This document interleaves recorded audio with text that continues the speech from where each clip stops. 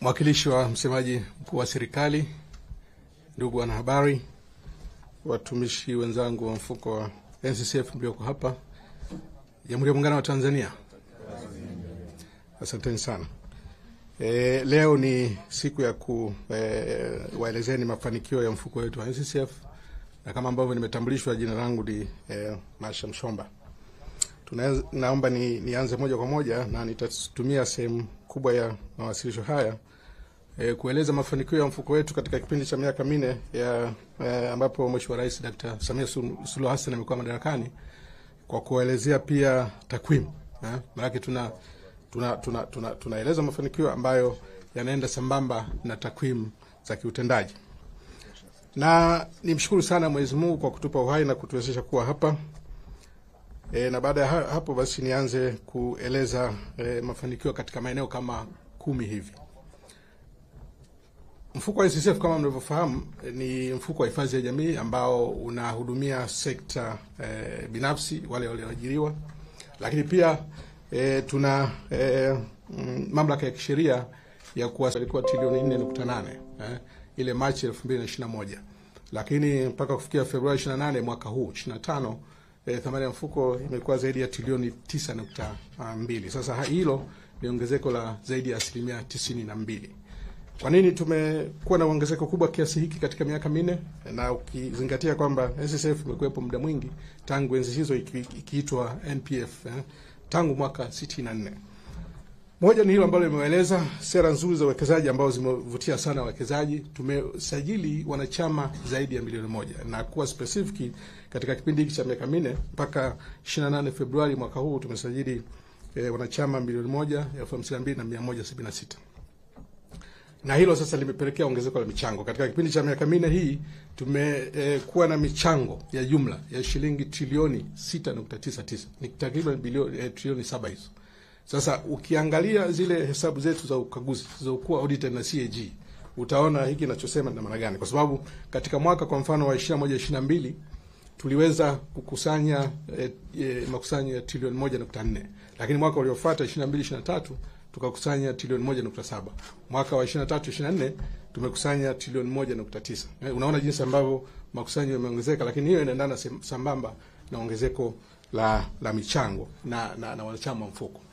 Sasa ukiacha hayo, tumekuwa pia na utendaji mzuri wa mfuko. Mapato ya uwekezaji yamepanda sana. Katika miaka hii 4 mapato ya uwekezaji yamerenji kati ya shilingi bilioni 425 mpaka bilioni 575, na wastani wa mapato hayo ni zaidi ya shilingi bilioni 535 kila mwaka. Sasa ni makubwa, na hasa ukizingatia kwamba huko nyuma bado mapato ya uwekezaji yalikuwa ni kidogo sana. Yalikuwa kidogo ukilinganisha na haya sasa hivi, lakini si sana. Wakati huo yalifikia nafikiri maximum ilikuwa shilingi bilioni 350 ule mwaka wa 20. Kwa hiyo nayo ikawa ni sababu ya kufikia ukuaji huu wa mfuko. Sasa sambamba na ukuaji wa mfuko, mfuko pia umejenga uwezo mkubwa sana wa kujiendesha. Katika mifuko hii ya hifadhi ya jamii, hasa hii inayolipa mafao ya muda mrefu, interest kubwa huwa ni kuangalia jinsi ambavyo mfuko unaweza kutekeleza lile jukumu lake la msingi la ulipaji wa mafao ya muda mrefu. Kwa sababu tunalipa mafao ya muda mrefu. Tukistaafu tunalipa mpaka Mwenyezi Mungu anapotuchukua. Tukifariki kwa bahati mbaya wategemezi wetu wanalipa. Nikipata ulemavu mimi hapa leo Masha Mshomba, nitaendelea kulipwa na mfuko wa pensheni. Ndio maana mifuko ya pensheni ni muhimu sana. Sasa uwezo wa kujiendesha pia umepanda, na hiyo sio jambo la ajabu, hasa ukilinganisha na ukuaji ambao nimeelezea hapa. Mwaka 2020 ustahimilivu wa mfuko kwa maana ya funding ratio kwa Kiingereza tunaita, lugha rahisi hiyo, ilikuwa ni 87.7. Lakini baada ya kuwa na ukuaji wa namna hii katika kipindi cha miaka 4 tumefikia kwa takwimu za mwaka 2023 Juni, funding level imefika 90.7. Naona jinsi ambavyo tunapanda. Na kwa mujibu wa miongozo ya kimataifa katika mifuko ya pensheni na walipa mafao ya muda mrefu, funding ratio inatakiwa isishuke angalau chini ya 40%. Kwa hiyo tuko juu, na tuna hakika tutaendelea kuwa juu kama sera hizi sahihi za uwekezaji, uvutiaji wa uwekezaji, lakini pia performance ya mfuko hasa katika swala la uwekezaji ikiendelea kupanda. Mafanikio mengine, eneo la tatu ni katika masuala ya ulipaji kodi. Tumekuwa ni walipaji wa kodi wazuri katika miaka hii mitatu yote, tumelipa minne ya uongozi wa Mheshimiwa Rais, tumelipa kodi ya takriban bilioni 380. Wastani wa zaidi ya shilingi bilioni 75 kwa mwaka. Na hiyo tunajivunia kwa sababu inachangia pia katika kuwezesha serikali kutekeleza ile miradi mikubwa ambayo wote tunaifahamu na inakuwa na manufaa makubwa chanya katika maendeleo ya taifa kwa ujumla. Na labda niseme katika ile siku ya walipa kodi ya mwaka jana 2024 ambayo Mheshimiwa Rais Dr. Samia Suluhu Hassan alihudhuria, PSPF NSSF ilipata zawadi pale za aina mbili. Tulizawadiwa kwa kuwa katika lugha ya Kiingereza, kwa kuzingatia kile cheti ambacho tumepata, nasema ni the most compliant taxpayer at national level. Katika ile Taxpayers Day, kama kuna waliokuwepo pale nadhani mlishuhudia pale. Lakini pia tukapata cheti kingine cha compliant taxpayer katika public institution sector, yani katika taasisi za serikali. Sasa hayo ni mafanikio makubwa sana, na hasa ukizingatia kwamba kwetu sisi lilikuwa ni jambo ambalo kwa kweli tumejidhatiti na tumejiwekea malengo ya kuhakikisha kwamba tuna comply na sheria za nchi, wakati ambapo tunaendelea kutekeleza yale ambayo tunatakiwa kutekeleza kisheria. Hilo lilikuwa ni eneo la tatu. Lakini sambamba na kulipa kodi, pia tumechangia kama nilivyosema katika kusaidia utekelezaji wa miradi mikubwa ya serikali.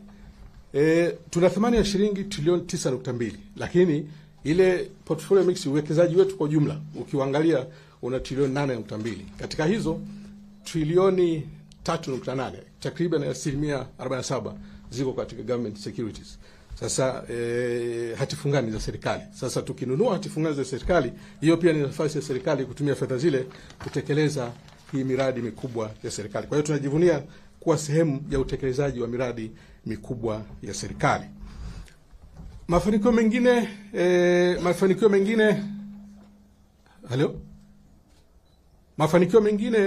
eneo la 4 sasa ni ongezeko kwa kweli la matumizi ya tehama na kuboreka sana kwa huduma zetu. Moja ya kipaumbele ambacho tumeweka sisi wana NSSF ni katika kuhakikisha kwamba tunaboresha huduma zetu hasa kwa kutumia tehama, na hilo linafanyika kote. Tehama imekuwa ni nyenzo ambayo inasaidia sana katika kuboresha huduma. Ule mwaka 21 pale ambapo Mheshimiwa Rais Samia aliingia madarakani, matumizi ya tehama yalikuwa ni 48%. Lakini tunavyoongea sasa mpaka Februari, matumizi ya tehama yamefikia 87.5. Na tunataka mwishoni mwa mwaka huu tuwe tumefikia 100%. Zile huduma zote ambazo tumeziamaki ziwe automated, tutumie tehama, basi tutatumia tehama. Na katika kuboresha huduma, ukiacha matumizi ya tehama ambayo yametusaidia moja kwa moja, lakini pia kuna swala zito hili la ulipaji wa mafao, shughuli yetu ya msingi. Kama unavyofahamu, NSSF na mifuko ya pensheni, jukumu lake la msingi kwa kweli, ukiacha mengine haya ambayo tunazungumzia, mwisho wa siku ni kulipa haya mafao. Tumeweza sana kisheria, tunatakiwa kulipa mstaafu siku 60 baada ya kuwa ametoka kazini. Lakini sisi wenyewe ndani, kwa kutoa kipaumbele katika jambo hili la huduma kwa mteja, kupitia ile Client Safety Charter tumeweka siku 30. Nimeangalia katika kumbukumbu zetu za mwaka huu wa fedha ambao ulianza Julai mwaka jana mpaka Februari mwaka huu 25. Tuna wastani wa siku 22 za kumlipa mteja pale ambapo anastaafu. Na kwa kweli lengo ni kwenda kwenye siku moja. Nataka mteja akistaafu leo basi kesho alipwe. Kwa hiyo pamoja na sheria kutaka tulipe ndani ya siku 60, lakini tumepunguza mpaka kufikia siku 22, na mwelekeo sasa ni kupunguza mpaka kufikia siku moja. Hayo tutafanya kwa sababu ni moja malengo yetu, na tunaweka mikakati ya kuhakikisha kwamba yote hayo yanatekelezeka. Lakini pia katika swala la kuboresha huduma kwa wateja, tumehakikisha kwamba wale ambao hawawezi kutumia tehama, ofisi zetu zimesambaa nchi nzima. Tuna ofisi kila mkoa, tuna ofisi kila katika wilaya, lakini pia kuna vituo. Sasa katika mwaka huu uliopita tumeweza kupandisha ofisi. Kwa mfano pale Dar es Salaam tumeongeza ofisi zenye hadhi ya kimkoa kwa maana ya NSSF 2, Kigamboni na Ubungo. Yote hayo ni katika kuhakikisha kwamba kwa kweli tunakuwa karibu na wateja na tunawaondolea ule usumbufu wa kutufuata mbali. Haya, eneo jingine la mafanikio ni swala la Mkulazi, kiwanda cha sukari cha Mkulazi. Wote hapa ni mashuhuda.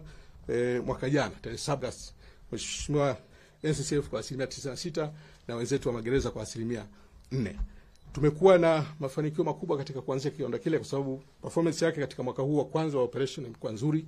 Katika mwaka huu wa kwanza tumeweza kuzalisha tani za sukari takriban 20,000, na ndio ilikuwa malengo yetu, just below ile 20,000 za sukari. Lengo actually kiwanda kile kikiwa kwenye full operation ni kuwa na tani za sukari 50,000, na hiyo tutaiweza kuifikia katika miaka mitatu. Lakini ukiacha hilo, pengine cha muhimu kabisa pia ni ajira ambazo zimeendana na kiwanda kile. Kiwanda kile tunatarajia kwamba kiko kwenye full swing, basi kutakuwa na ajira zaidi ya 11,315.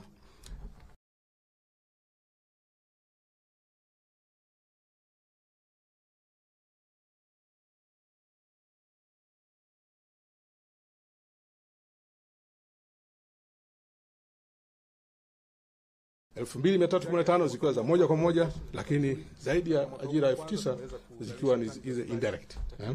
Sasa yote hayo yanaleta mafanikio katika uchumi, kwa sababu hali za wananchi zinaimarika, lakini pia mfuko unapata nafasi ya kuendelea kukua kupitia kiwanda hiki. Na kama ambavyo mlimsikia Mheshimiwa Rais wakati akifungua kiwanda kile, alituagiza pia tuangalie uwezekano wa kuanzisha viwanda kama vile sehemu nyingine, kwa sababu ya impact yake katika creation and employment, lakini pia kupunguza gap la sukari nchini. Baki tani 50,000 kwa mwaka sio kidogo, na kwa jinsi ambavyo kiwanda kimekuwa set up, tukikiboresha zaidi kinaweza kuzalisha mpaka tani 75 kwa mwaka. Kwa hiyo ni kitu kikubwa, na sisi agizo la Mheshimiwa Rais tunalifanyia kazi. Hopefully huko mbele mtasikia tuna ongeza viwanda tu hivyo navyo. Sasa mafanikio mengine kwa kweli ni kuondokana na kero kwa wananchi wetu wa Kigamboni pale. Kama unavyojua lile daraja la Kigamboni pale la NCCF, tumeweza kuondoa kero kubwa kwa wananchi wa Kigamboni na Dar es Salaam kwa ujumla wanaotumia lile daraja. Kama unavyojua Mheshimiwa Rais alipopita pale mwaka juzi alitoa lile agizo la kushusha tozo, na sisi tulitikia baada ya kuwa tumerun numbers na kuona bado tunapata kipato ambacho tunategemea na ambacho hakitaathiri yale matarajio yetu ya uwekezaji katika eneo lile. Sasa ile imekuwa ni nafuu kubwa kwa wananchi wa Kigamboni, kwa sababu wanaweza kutumia daraja lile kwa tozo kidogo sana. Labda niwape mfano, kwa sababu hata yule ambaye hataki vifurushi anayepita kwa siku, tozo ile imepungua sana. Kwa mfano bajaji, nikitoa mfano wa bajaji na bodaboda, mwanzo nilikuwa kila akipita pale analipa 1,500, lakini sasa hivi bodaboda ni nafikiri 300 ukipita pale, bajaji 500. Kwa hiyo imeleta unafuu mkubwa, lakini advantage kubwa katika hiyo ni wale ambao wanaopti kutumia vifurushi kwa matumizi ya tehama. Hiyo imewapunguzia sana gharama, na niwape assurance kwamba uwekezaji ule ni mzuri. Samahani, makusanyo ya mapato pale yanaendelea vizuri. Mwaka ule 21 pale tulikuwa tunakusanya kwa mwaka shilingi bilioni 1.13, lakini sasa tunakusanya zaidi ya shilingi bilioni 1.89 kwa mwezi. In fact, makusanyo yote pale tangu tuanze kufanya ile kazi ni zaidi ya bilioni 117. Kwa hiyo tunakwenda vizuri. Na tulivyoanza serikali itakiwa kutoa fedha fulani ili kufidia pia gharama za daraja lile, imetoa na tunakwenda vizuri. Mafanikio mengine yako katika miradi yetu ambayo ilikuwa imesimama kwa muda mrefu. Tuna miradi mnajua, kwa mfano hoteli ya Mzizima, miradi ya Kigamboni, Mwanza ilisimama kwa muda mrefu sana, kwa sababu kulifanyika audit ili kuhakikisha kwamba zile kasoro ndogo ambazo zilitokeza za kiutendaji zinarekebishwa. Sasa miradi ile imeanza kutekelezwa upya tangu 22 na tunakwenda vizuri. Actually miradi yote ile tunategemea kuikamilisha katika mwaka huu wa 25 na 26. Na hilo ni fanikio kubwa, kwa sababu tulikuwa na uwekezaji ambao hauingizi faida kwa mfuko. Lakini jingine ambalo ningependa kuwaeleza ndugu zangu kama sehemu ya mafanikio tena makubwa ni skimu hii mpya ya uchangiaji wa hiari. Tunaita hifadhi scheme kwa wale waliojiajiri. Na labda niwaeleze ndugu zangu kwa ufupi kwa kwamba maisha sasa hivi na kwa ujumla maisha ya binadamu ni vizuri yakawa bora tangu alivyozaliwa, anapofanya kazi na anapostaafu. Sasa maisha hayo yatakuwaje bora? Njia moja hapo ya kufanya maisha yawe bora ni kujiunga na mifuko ya hifadhi ya jamii. Siku hizi wote ni mashuhuda kwamba tunapozeeka, kwa mfano, ile mambo ya kutegemea watoto wa kutunze au watu wengine wa uwezo, hilo limekwisha. Hilo limekwisha. Njia pekee ambayo kwa kweli itakufanya uishi maisha comfortable ni kuwa na kinga ya hifadhi ya jamii. Sasa kwa niseme haikuwa bahati nzuri kwamba kwa muda mrefu sana hapa nchini Tanzania waliokuwa na kinga hifadhi ya jamii kwa maana ya kupata mafao haya ya muda mrefu walikuwa ni wale walioajiriwa kwenye sekta binafsi na sekta serikali. Kwa hiyo wenzetu wale katika wao uweze kusikia hata siku moja mtu ametoka anaomba sijui pesa za kutibiwa, labda anachangiwa kwa sababu amekosa pesa za kutibiwa au za kusomesha mtoto wake, kwa sababu anapomaliza kazi, anapoacha kazi aidha kwa kustaafu au kwa kupata ulemavu, anakuwa ana pensheni yake pale. Kwa hiyo siku zote katika maisha yake ataishi maisha comfortable. Lakini kwa bahati mbaya niseme kwamba Watanzania wengi hawajaajiriwa. Watanzania wengi ni wale waliojiajiri. Sasa Mheshimiwa Rais wa Jamhuri ya Muungano wa Tanzania aliliona hilo. Na tangu alipoingia katika mambo ambayo alisisitiza ni kuhakikisha kwamba wananchi wa Tanzania wanakuwa sehemu ya hifadhi ya jamii. Sasa hilo sisi tumelitekeleza. Huko nyuma lilikuwa halifanyi vizuri sana, lakini tumefanya survey kwa hawa waliojiajiri kuona ni kitu gani hasa wanahitaji. Na nini kitawavutia kujiunga? Kwa sababu kujiunga huku ni kwa hiari tofauti na kule kwa lazima.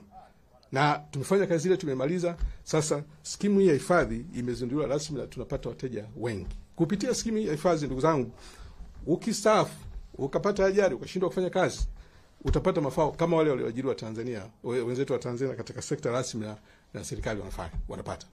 Kwa hiyo utapata pensheni ya uzeeni, ukipata ulemavu utapata pensheni ya ulemavu.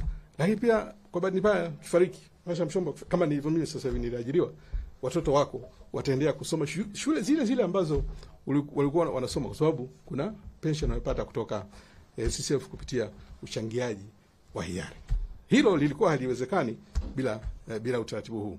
Na ndio maana ninamshukuru sana Mheshimiwa Rais kwa kweli kuweka msisitizo katika hili, na napenda nitumie nafasi hii kumhakikishia kwamba tunakwenda vizuri. Na kama mambo yatakwenda vizuri, basi Mwenyezi Mungu akijalia, nadhani mwezi wa 4 sasa hii scheme ya hifadhi iliyoboreshwa itakuwa inazinduliwa rasmi. Ni nafasi ya Tanzania kujenga maisha bora, na ndio maana hata katika yale malengo 17 ya dunia, kwa wale mliosoma, sehemu nyingi pale zinazungumzia kuhusu hifadhi ya jamii. Kwa sababu katika nchi yoyote ile, iliyoendelea isiyoendelea, moja ya kigezo cha maendeleo katika nchi ni coverage ya wananchi wake katika hifadhi ya jamii. Kwa sababu ndio njia pekee ambayo inaweza kumpa mtu mapato endelevu na ya uhakika katika maisha yake yote. Sio yeye tu, na wategemezi wake.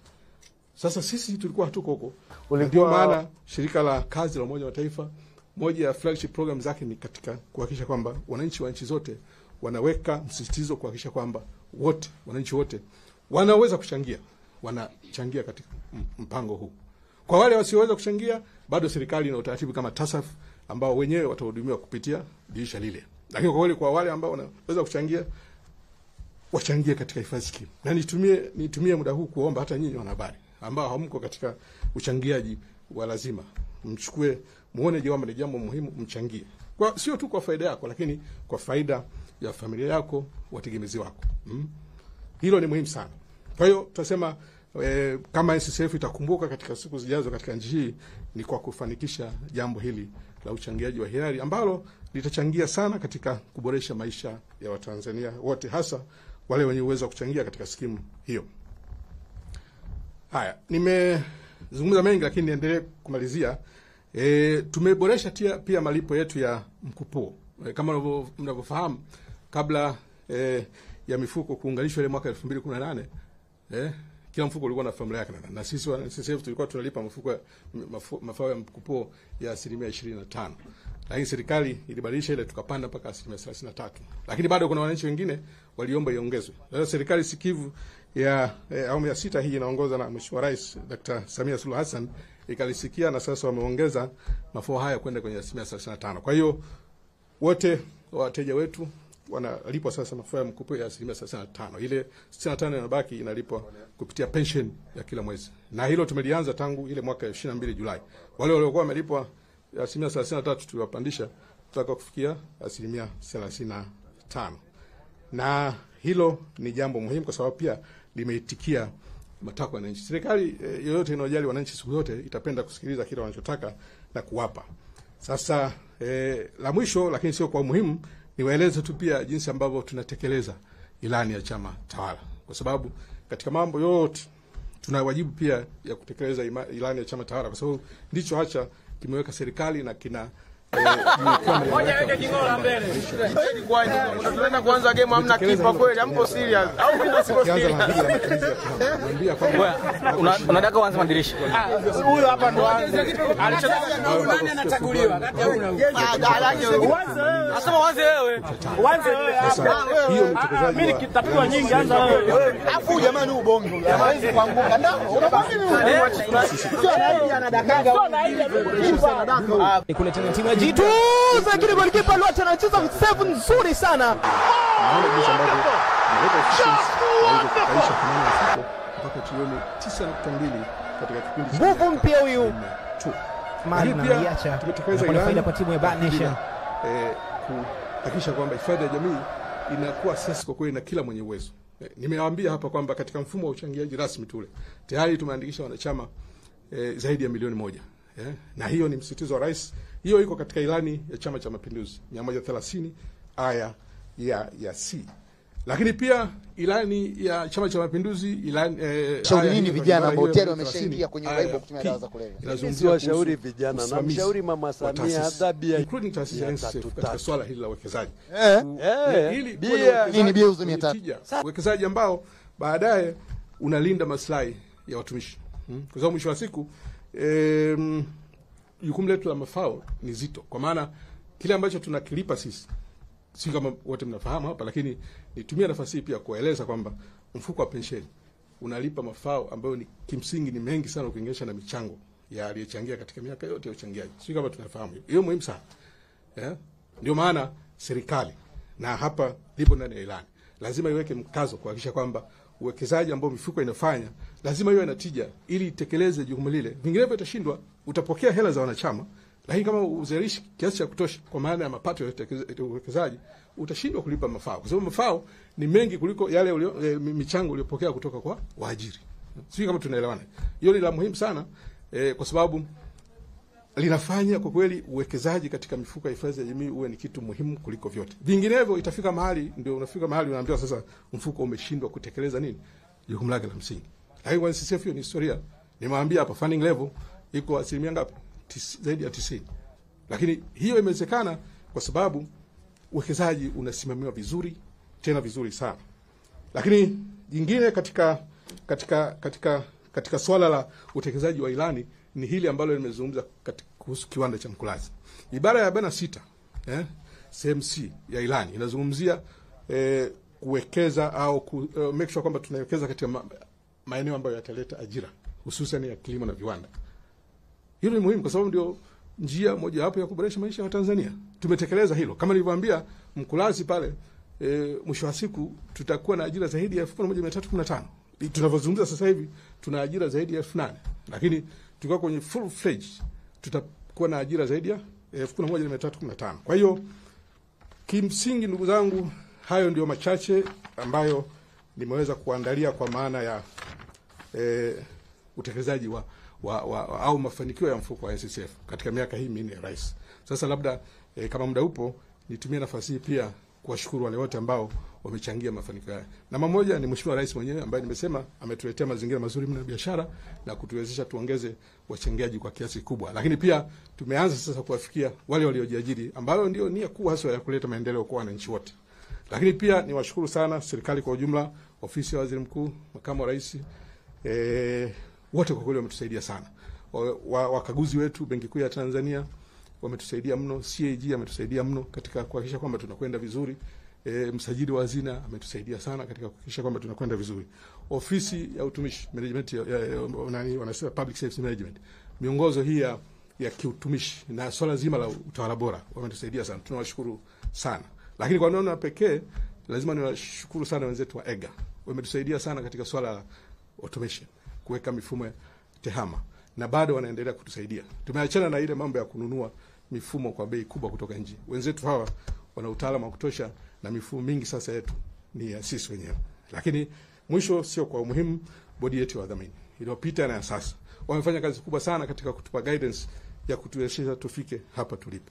Na niendelee kuwashukuru kwa kazi nzuri ambayo wanafanya na hakika wataendelea kufanya kazi hiyo. Lakini mwisho kabisa watumishi wenzangu wote. Watumishi wenzangu wote wamekuwa ni sehemu ya mafanikio haya. Na kwa kweli mazingira bora ya kazi tuliyowajengea yamefanya wawe na mori na ari kubwa ya kufanya kazi. Yote haya tuliyosema hapa yasinge kwa possible bila ya watumishi wenzangu ambao baadhi yao nao hapa, lakini wengine wengi nadhani wanatusikiza. Kwa hiyo nawashukuru sana na nawasihi waendelee kutuchangia.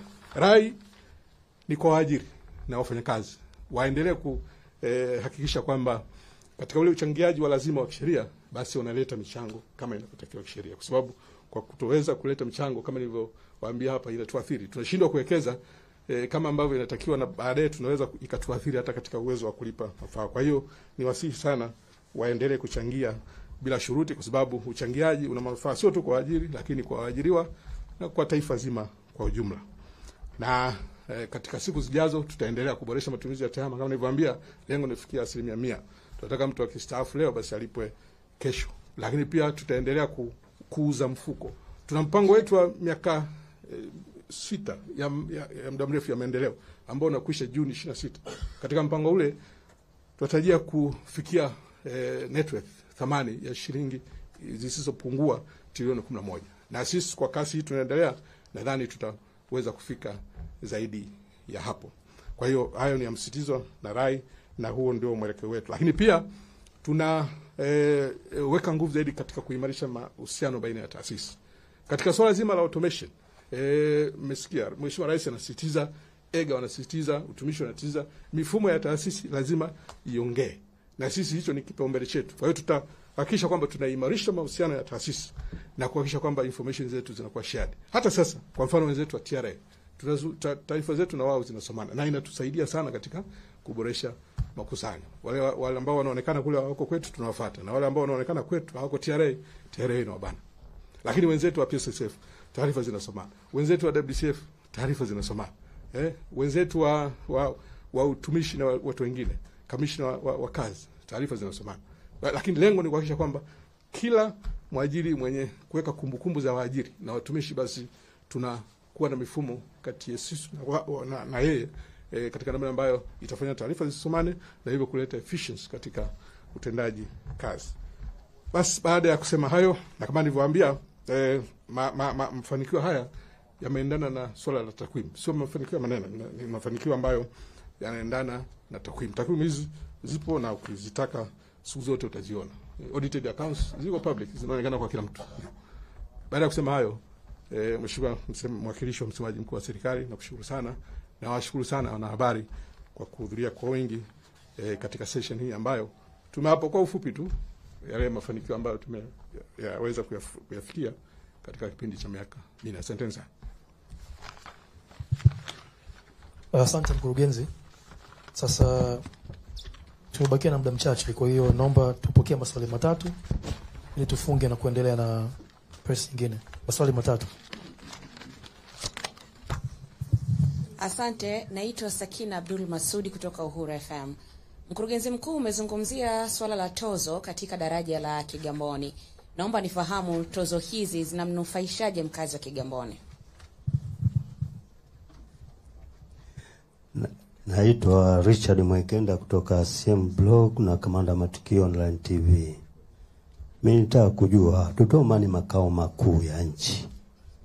Na mpango gani wa kuja kuwekeza Dodoma? Alafu umeelezea swala la Irani. Naomba unieleze kwa ujumla ni asilimia ngapi mmetekeleza?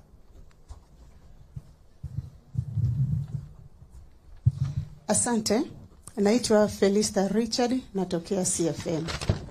Swali langu mkurugenzi inaweza kuwa ni refu kidogo, lakini linahitaji maelezo kwa kweli. Umezungumzia umetoa rai kwa waajiri na imekuwa ikituathiri sisi waajiriwa. Mimi nimeajiriwa kampuni A, lakini kujua kama mwajiri wangu anapeleka michango yangu inakuwa ni changamoto. Na mimi napopokea mshahara unakuwa umekatwa, kwa maana kwamba pesa zimeenda kwenye michango ya NSSF.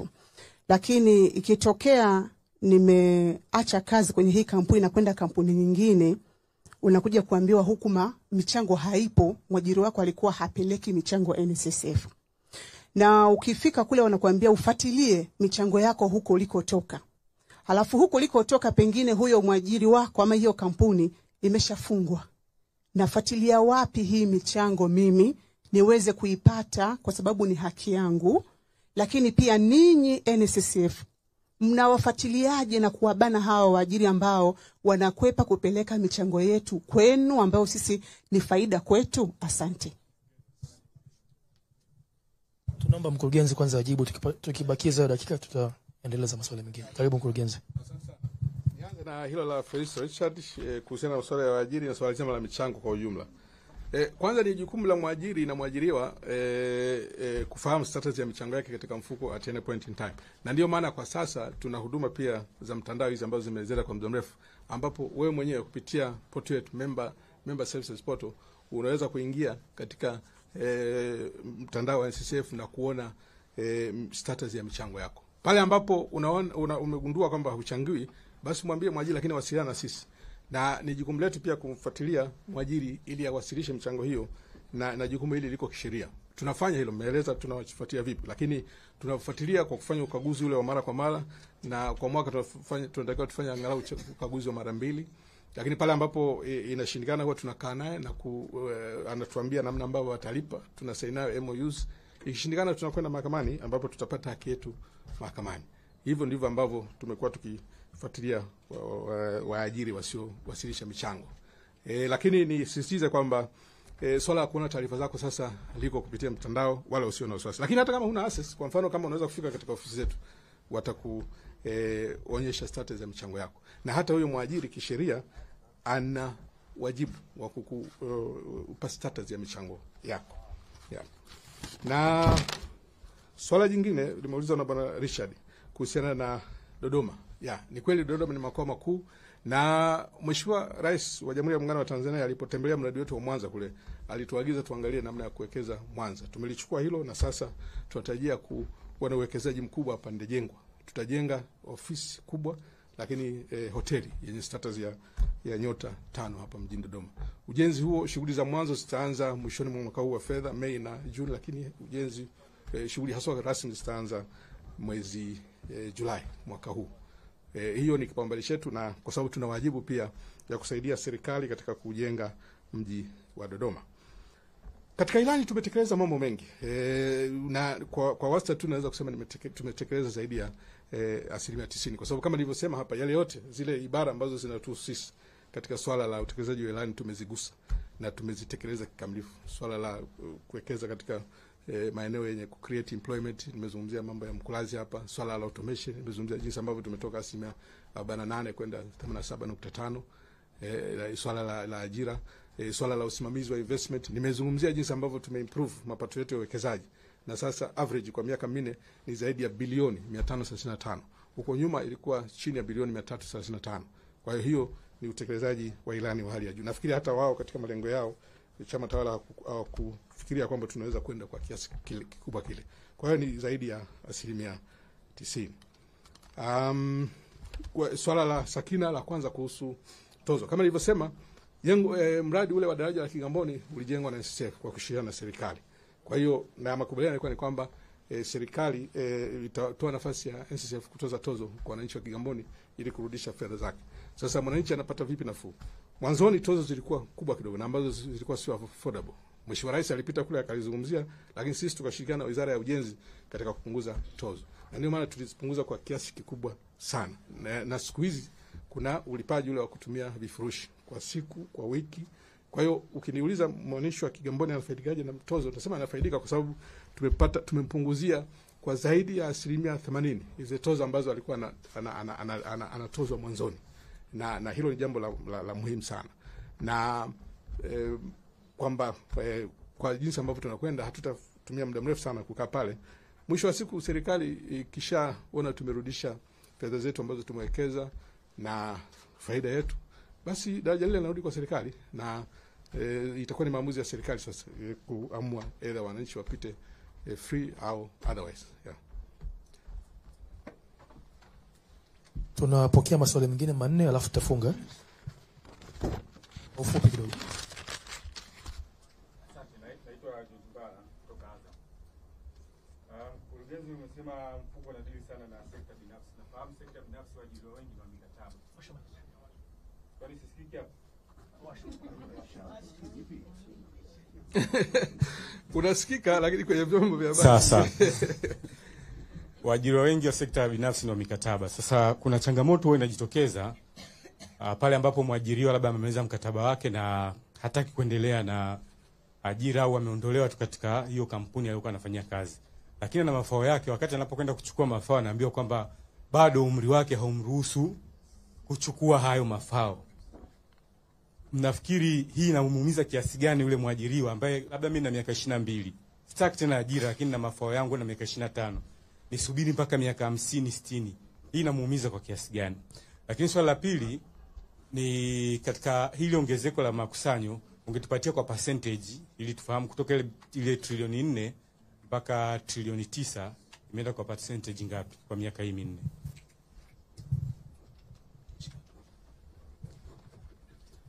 Nashukuru mkurugenzi. Naitwa Jenebet Albert Kashaidia, natokea Maisha FM.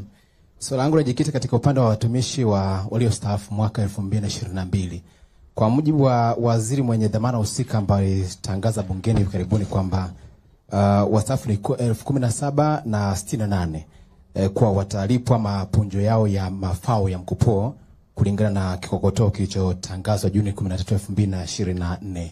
Nataka kufahamu mpaka sasa labda pengine ni wangapi wamekwisha lipwa asilimia kwa ujumla. Asante sana. Mkurugenzi, naitwa Ramadhani Hassani na tukiwa Mtanzania Digital. Nilikuwa nataka kufahamu kuhusiana na haya mafao ya kupoteza ajira pamoja na swala la ulemavu. Nilikuwa nataka kujua katika kipindi cha miaka 4 ya hii tulioizungumza hapa, takwimu zake zikoje kwenye mafao ya ulemavu pamoja na swala la kupoteza ajira, lakini hujatupa mwelekeo na changamoto ambazo mnakutana nazo.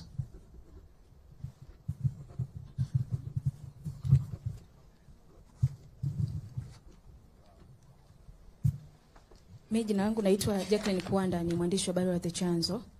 Nilikuwa na swali hapa kuhusiana na mradi mmoja wa Dege Eco Village ambao ulikuwa Kigamboni kwamba Septemba 25 mwaka 2023 ulisema kwamba hadi kufikia Oktoba 31 NSSF itakuwa imekamilisha mchakato wa kuuza mradi huo uliopo Kigamboni kwa shilingi bilioni 501. Sasa nilikuwa nahitaji kujua mchakato wa kuuza mradi huo umeshakamilika na ni nani ambaye aliununua?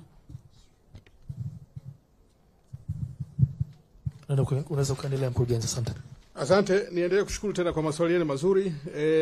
Nianze na hilo la mwisho kama ambavyo nilikuwa utaratibu wangu huo la swala la Dege. Ni kweli tulitazamia kwamba Dege ingekuwa imekamilika mauzo tangu mwaka jana na tulishapata mnunuzi, kampuni ilikuwa inaitwa Hello.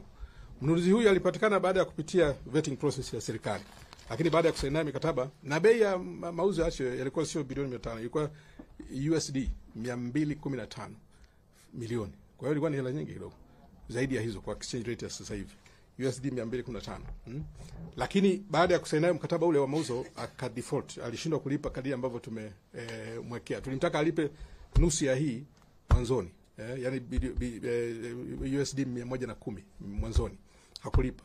Kwa hiyo baada ya hapo tulipeleka, kwa sababu swala hili pia linasimamiwa na ofisi ya mwanasheria mkuu. Kumbuka huu mradi ni moja ile miradi ambayo ilisitishwa na serikali. Yote ile miradi pelekea na akatushauri terminate mkataba. Tuko katika process hiyo na baada ya hapo tutarudi na serikali tukishauri either tutangaze upya mradi ule au kuwe na namna nyingine ya matumizi ya mradi ule. Nadhani hapo mmenielewa. Alafu swala la Mheshimiwa Ramadhani umeulizia kuhusu swala la kupoteza masuala ya ulemavu na kupoteza ajira. Haya masuala ya kupoteza ajira haya ni employment benefit, yamekuwa ndio sehemu kubwa ya malipo ambayo tunalipa kwa mwaka. Kwa mfano katika mwaka uliopita wa fedha tumelipa zaidi ya shilingi bilioni 850, lakini ukiangalia nusu yanatokana na watu kupoteza ajira. Sasa changamoto zipi tunakutana nazo? Changamoto moja ni hiyo ya wale ambao wana staff wanaotoka kazini na hawastahili kulipa mafao haya. Kwa sababu mafao haya anataka alipe yule mtu ambaye ni unskilled, ambaye hana hata diploma. Lakini wengi wanaotoka wanataka wafanye nini? Walipe mara moja. Hilo ndio changamoto kubwa ambayo tunakutana. Na actually malalamiko mengi ambayo utasikia kwa NSSF yako hapa. Sasa hilo limesikika. Mheshimiwa Waziri Mkuu wakati fulani alisemea hilo. Mheshimiwa Rais alisemea hilo. Hata makamu wa rais nadhani alishalisemea. Kwa hiyo tumesikia, tumefanya tathmini kwa kutumia wataalamu wetu wa ndani wale actuaries na kuona jinsi ambavyo mfuko unaweza kuathirika na maamuzi ya kuwalipa hawa wanapotoka wote bila kujali kwamba huyu ni skilled au unskilled. Tukatathmini kaonekana kwamba tunaweza kufanya hivyo. Kwa hiyo sasa tayari tumeshawasilisha mapendekezo kwa sababu ni swala la utaratibu wa kubadilisha sheria. Serikali ni kupitia ofisi ya waziri mkuu ambapo sasa wote wanaotoka kazini wakiexit watapata ruhusa ya kulipa mafao yao mara moja bila kusubiri miezi 18. Maana ulikuwa na ile kulipa unemployment ile ya 33 miezi 6 alafu baadaye unasubiri miezi 18 jumla. Sasa hilo ilikuwa ni kero kubwa. Kero hiyo kama ilivyo kwa serikali hii ya awamu ya 6 siku zote inataka kutatua kero za wananchi. Kwa hiyo hilo tumelifanyia kazi mara ambapo si halijaonyesha hivyo kwenye tafsiri ya kitaalamu.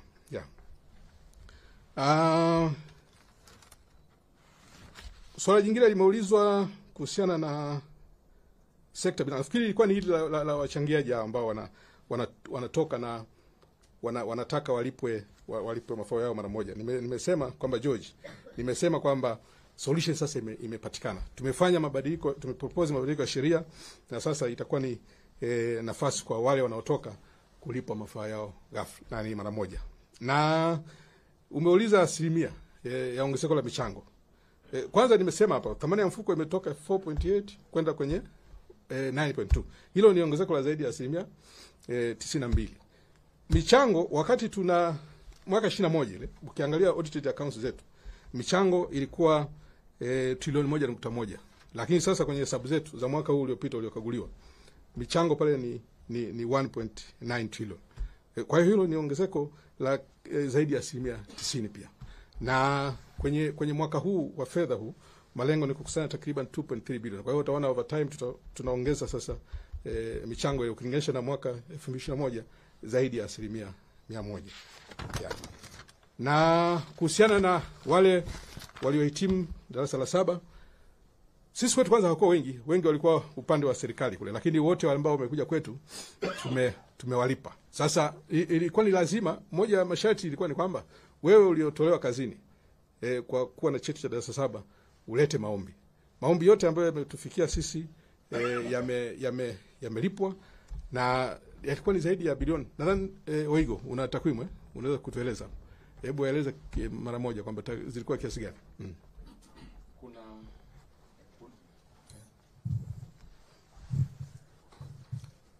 Katika wale ambao serikali ilisema tuwalipe wale walioondolewa kazini kwa kutokuwa na elimu ya kidato cha 4, tulilipa jumla ya bilioni 11 kwa watu 1469.